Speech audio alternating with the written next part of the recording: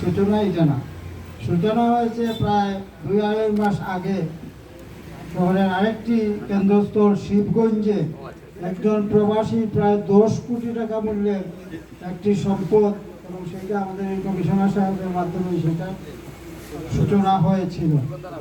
Sugandha nursery যেখানে ছিল, এবং এর পরেও আরও ছোটো 2-1টি কাজও হয়েছে, এটা একটু ফলো করা হয়নি, তো আমরা পত্রিকায় সেটা দিয়েছি। আসলে পুলিশ পারে, পুলিশের সদিচ্ছাও বহু ক্ষেত্রে আছে, কিন্তু সেইখানে মূলত রাজনৈতিক নেতৃত্বের যদি কমিটমেন্ট না থাকে, সহযোগিতা যদি না থাকে, তাইলে সেটা বাস্তবে রূপ লাভ করতে পারে না। এখন উনি স্বাধীনভাবে কাজ করতে পারছেন, কারণ এখানে কোনো রাজনৈতিক চাপ নেই, এটা একটা ভিন্ন সরকার। আগে পারেন নাই কেন? তাদের সদিচ্ছা থাকলেও অনেকে পারেন নাই, কারণ উপরের মহল নাখুশ হয়ে যাবে। আমাদের নানা সীমাবদ্ধতা থাকে, শুধু ওনারা না, আমরা অনেক কিছু পারি না।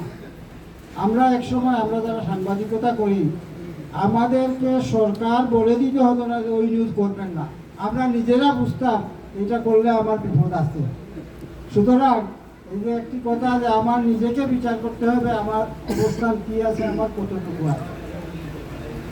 আমরা এই সময়ে এই জন্য আশাবাদী যে আমরা একজন দক্ষ এবং মানবহিতৈষী পুলিশ কমিশনার পেয়েছি, এবং ওনার মাধ্যমে এই উদ্যোগগুলো হচ্ছে। আমার মনে হয় শুধু সিলেট মহানগরীতে আরও অসংখ্য বাড়িঘর এইভাবে দখলে আছে, অসংখ্য বাড়িঘর আছে, যারা হয়তো কমিশনার সাহেব পর্যন্ত পৌঁছাতে পারে নাই। নানান ধরনের সীমাবদ্ধতা আছে, অনেক সময় দালাল চক্র সে বলবে যে আমার সাথে ঘাটতি আছে, আমি দিয়ে দিব, অনেকে পলিটিক্যাল সেন্টার নেবে, এদের নানা বিষয় আছে, এগুলোতে আমি মানে দীর্ঘ বক্তব্যে যাব না।